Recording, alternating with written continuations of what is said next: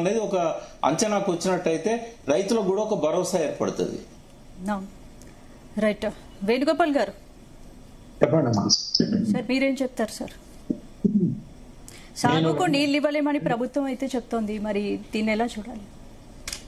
ఒక రెండు విషయాలు మీరు ఫస్ట్ చూస్తే ప్రకాష్ గారిని అడిగినప్పుడు బాగా నీళ్ళు వచ్చినాయని చెప్పారు, వర్షాలు కొట్టి కొద్దిగా కరువు తగ్గిందని. కానీ వర్షాలు ఎక్కడ కూడా జానెడు భూమి దాటలేదు. ఇప్పుడు ప్రాజెక్టులు నిండలేదు, కుంటల చెరువులు నిండలేదు, బోర్ ఓపెన్ మిల్స్ లా నీళ్ళు లేవు, వీటిలలో నీళ్ళు లేవు. గోదావరిలో పోతానేమో కొన్ని వేస్ట్ కానీ నీళ్ళు ఎక్కడ రాలేదు.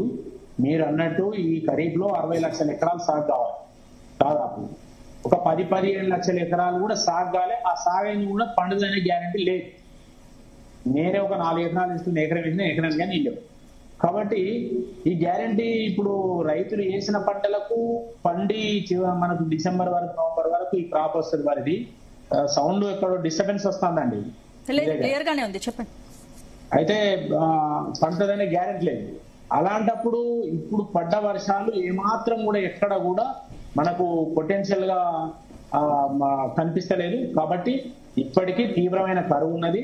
వేసిన పంటలు కూడా పండే గ్యారెంటీ లేదు.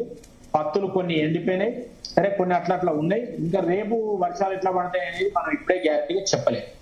దీంతో పాటు ఇవాళ మనం ప్రాజెక్టుల మీద మాట్లాడుకున్నప్పుడు ఇవాళ ప్రధానంగా శ్రీరామ్ సార్ ప్రాజెక్టు నిన్న నేను ఇంజనీర్ని అడిగితే నిన్న 90,000 క్యూసెక్ల నుంచి ఇవాళ 1,00,000 క్యూసెక్ల వరకు గోదావరిలో పోతున్నాయి.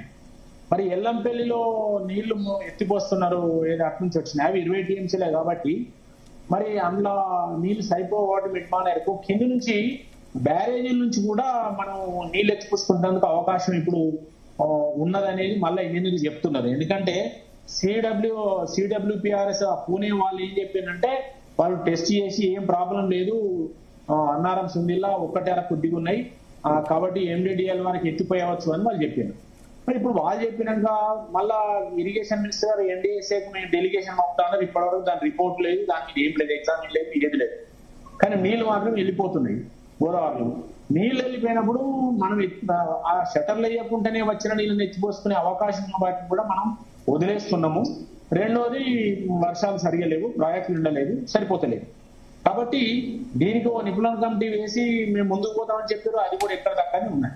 మరి దీనివల్ల ఇవాళ కరువును ఎట్లా ఎదుర్కొంటారు, వేసిన పంటలు ఎట్లా కాపాడుతారు? వేయని పంటలు వేయలేదు, వేసిన పంటలే పండే పరిస్థితి లేకుండా ఉన్నది. కాబట్టి ఇప్పుడు రైతులు చాలా ఆందోళన ఉన్న రాష్ట్ర వ్యాప్తంగా. దీనికి సరైన విధానంలో కనుక ప్రభుత్వం ఒక ప్లాన్ కనుక చేసేది ఉంటే మేము కంటిన్యూన్సీ ప్లాన్ చేస్తామని ఆ మధ్యలో అన్నారు.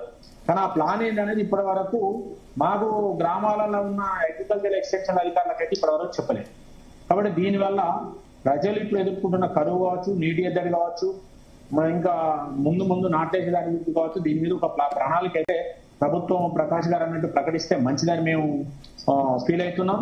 ఎందుకంటే కృష్ణా మీద కూడా ఇప్పటి వరకు ఎక్కడా నీళ్లు రాలేదు. మొన్న 29 నేను శ్రీశైలం పోయినాను, అలా శ్రీశైలంలో అసలు నీళ్ళే లేవు. ఇప్పుడు చాలా కొద్దిగానే రావచ్చు, కానీ అక్కడ దాని మీద కూడా లిఫ్ట్ ఇరిగేషన్ స్కీమ్స్ ఏమైనా మనం ఎత్తిపోతున్నది కూడా అవి కూడా అక్కడే ఉన్నాయి. నారాయణ సాగర్ కాడ కూడా నీళ్లు లేవు. మరి ఎక్కడా నీళ్లు లేకుండా ఆగస్టు 7వ తారీఖు వచ్చింది. కాబట్టి మనకి ఇంకా రాష్ట్రంలో ఈ సంవత్సరం తీవ్రమైన నీటి ఎద్దడితో పాటు కరువు కూడా వచ్చే అవకాశం ఉంది. కాబట్టి ఇవన్నిటిని దృష్టిలో పెట్టుకొని ప్రభుత్వం మరి ఏదైనా ప్లాన్ చేస్తే మంచిదని అంటే మేము ప్రభుత్వం కరువుకు బాధ్యత వహించవట్లేదు, అంటే వానలు పడినందుకు బాధ్యత వహించవట్లేదు. కానీ కరువును ఎదుర్కొంటందుకు కొంతలో కొంత చేయాల్సిన ప్లాన్ కానీ గోదావరిలో వృధాగా పోతున్న ఎత్తిపోసే అవకాశం ఉన్నా ఎత్తిపోయడం కానీ. మొన్నటిదాకా నేను ఏం చెప్పానంటే దేవాదుల నీళ్లు 3 ఫేజుల నీళ్లు రాప్ప నుంచి ఇక్కడ వరకు 3 ఫేజుల నీళ్లు ఎత్తిపోసి ధర్మసాధన చేస్తాను. దానికి కూడా కొన్ని పంపులు నడిపించుకొని ఆపిన వానలు పడతాయి. దానివల్ల కూడా నీళ్లు వేస్ట్ గా పోయినాయి. ఆల్రెడీ ఎత్తిపోసుకోగలిగే నీళ్లు కూడా దేవాదుల్లో కొన్ని నీళ్లు వేస్ట్ పోయినాయి. 10 పంపులకు ఒకసారి 5 పంపులు, ఒకసారి 6 పంపులు, 7 పంపులు, ఇప్పుడన్నా 10 పంపులు నడిపేయండి అని మేము అంటున్నాం. ఇంకా వానల మీద కాళేశ్వరం ప్రాజెక్టు విషయంలో కేంద్రం ఎందుకు క్లారిటీ ఇవ్వడం లేదని? ఎందుకంటే ఎన్డీఎస్ఏ చెబితే నీళ్లు ఇస్తామని రాష్ట్ర ప్రభుత్వం అదే అట్లా కాదండి. ఇప్పుడు ఇరిగేషన్ మినిస్టర్ గారే ఎన్డీఎస్ఏ దగ్గర డెలిగేషన్ మొత్తం మీ దాకా చర్చ జరిగింది.